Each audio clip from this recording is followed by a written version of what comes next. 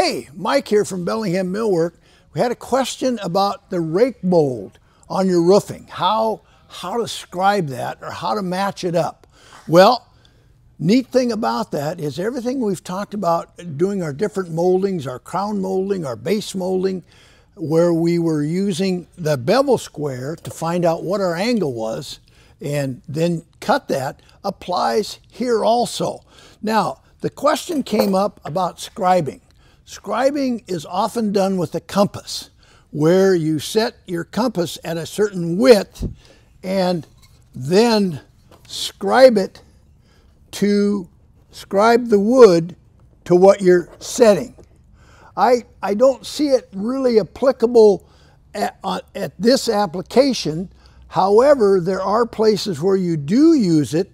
And as I was doing my research for talking about rake mold, I ran into a house that had a huge arch right at the top of the roof. And if I were matching up a piece of barge that was wider, I probably would be scribing that circle, because it wasn't something like a 2-foot radius or a 1-foot radius, it was an arc.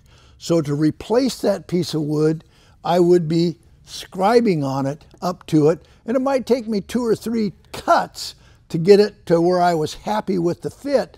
One of the handy tools I've found for scribing is an old blackboard compass, because it can get bigger, and I can use that to go along and scribe on my piece of wood.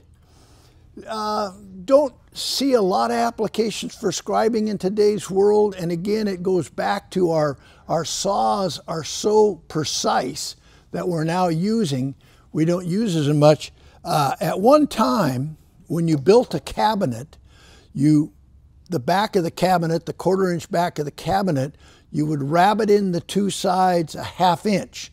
So the cabinet was a 1/4 inch deeper than the back. When you set the cabinet up against the wall, the carpenter would scribe the wall to the cabinet. So then they would cut it very carefully with their handsaw, so when they slid it tight to the wall, it matched the wall. Don't do that much anymore. Now they just use a scribe mold, but that was the traditional use of scribing. Hey, keep those questions coming to info@BellinghamMillwork.com. Thanks.